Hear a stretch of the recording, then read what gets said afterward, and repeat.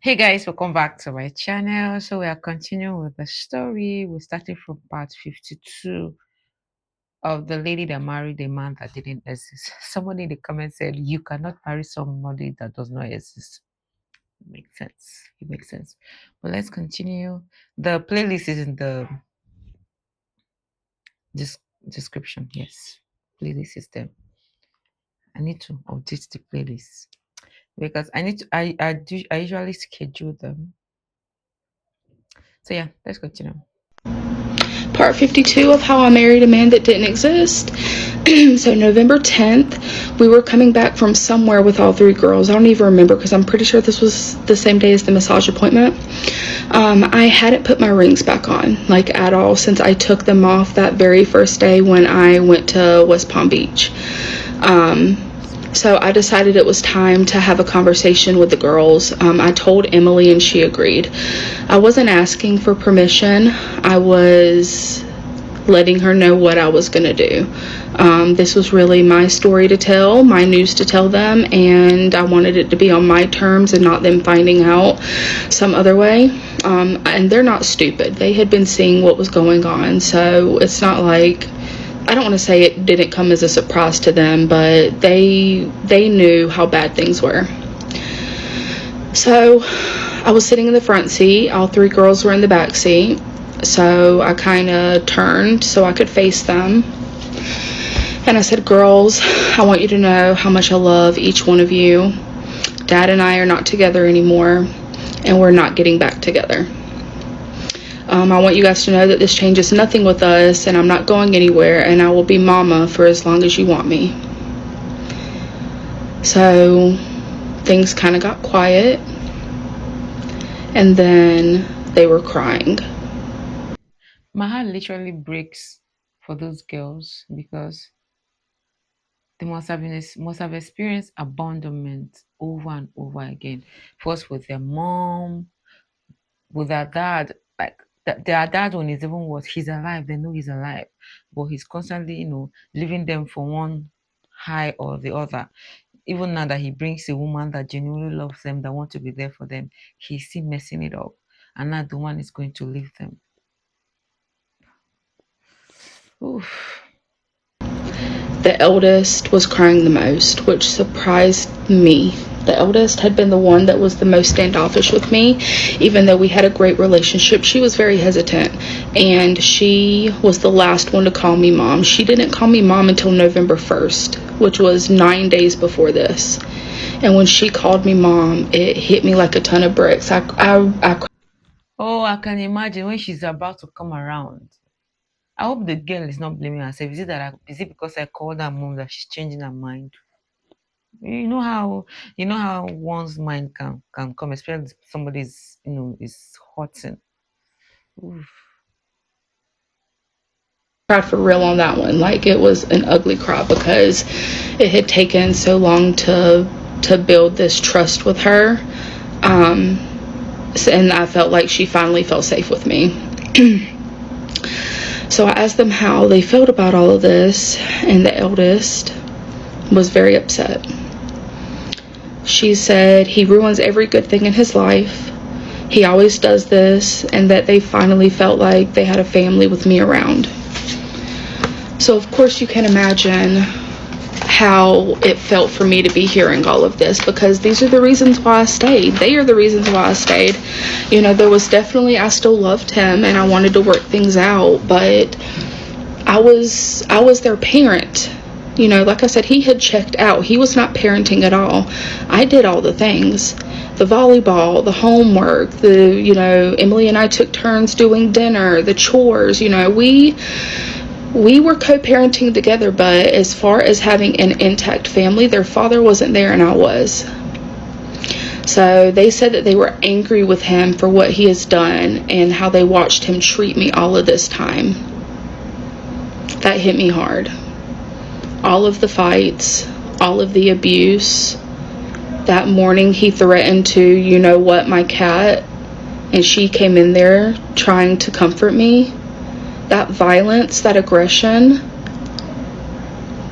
their eyes had seen it all.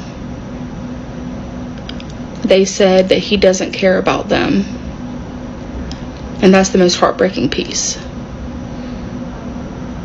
You know, I'm a grown woman and I didn't deserve any of this. But I would go I would go through it 1,000 times again if it meant they never felt it. And I couldn't do that. I couldn't take it away.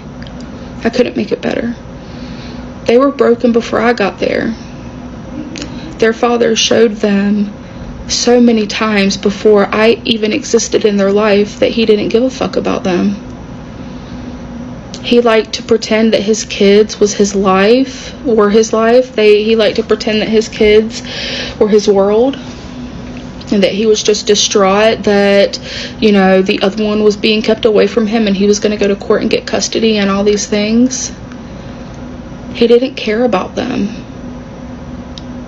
He cared what other people thought about him caring about them. Once again, during this process, he did not call them once in a blue moon. Any communication that they had with him, it was prompted by Emily or I, because I saw how upset they were. And sometimes I would call and text, and he would never, or he would call after bedtime. He knows what bedtime was for them. Just irresponsible. I watched them break over and over again. My heart was breaking watching my daughters cry. And I felt like a failure. I felt like I had failed to keep our family whole. I had failed to keep our family together. And that was the one thing I was trying to do. And I couldn't do it. I couldn't save it. I felt like I had let those girls down.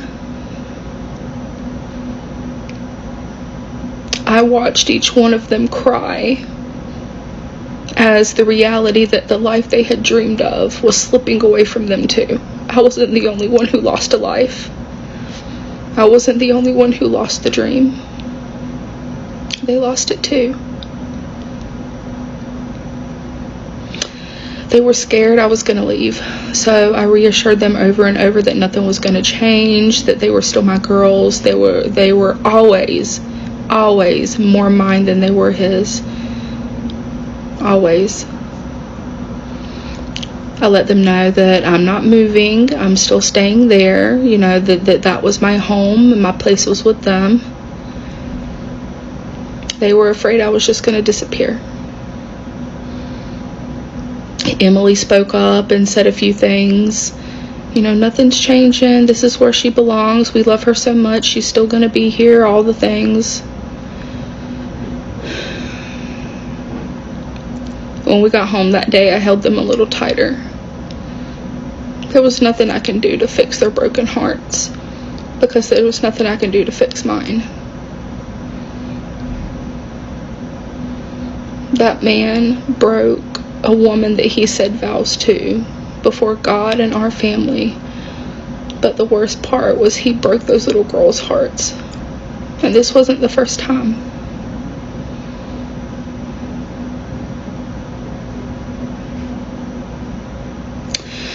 My heart was just breaking for them. I knew that I would stay as long as I possibly could. But logically, I knew that this was not sustainable. I didn't think much about that at the time. I didn't have any plans on leaving, but I knew with who Rob was and the things that I started seeing Emily do, I knew that me staying in that environment was going to come to an end at some point. So my plan was to hold on as long as I could for the babies, to be there for them as much as I could, to go to as many more volleyball games as I could, to go to many more club meetings as I could, and award ceremonies and birthdays and Thanksgiving and Christmas that was coming up. I was going to fill their life with so much happiness and memories as I could, because I knew one day I'd have to go.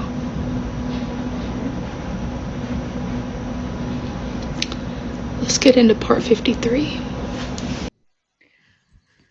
Oh, guys, knowing that your time is up somewhere, some especially where you want to be, like with all your heart, must be like the one of the most painful thing. And my heart, like I said earlier, breaks for those girls. And with men like this, they don't care actually. It's not about what you're doing or what you can do to, to do anything to hold them.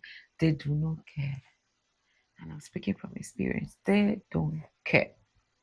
And growing up in an environment like that can do something to your brain that it will take you intentionally and consciously, trying to unlearn. Like you have to do a lot of work to unlearn all those habits or those, yeah, those behavior that you picked from your environment. And when they say that environment is very, very important for a child, it is. I don't know, it's not emphasized enough. It is. Growing up in such environment where all you know is abandonment with a father that don't care, you tend to expect less from people. Anytime people come around you, you're always waiting for the other shoe to fall off. You're always waiting for when they will leave. And when they leave, oh, it's oh. Like you expect that when it happens, you take it that oh, it's a norm. And that becomes the very lifestyle that you now live. It affects everything you do until you change it. Until you change it. Guys. Oh, I really wish that women would stop procreating with men like this. Men, I'm saying men especially because the absence of a father in the household or a father that don't care, he affects more than when a mom is absent in the family. Honest, seriously, seriously, guys. I'll see you in part 52.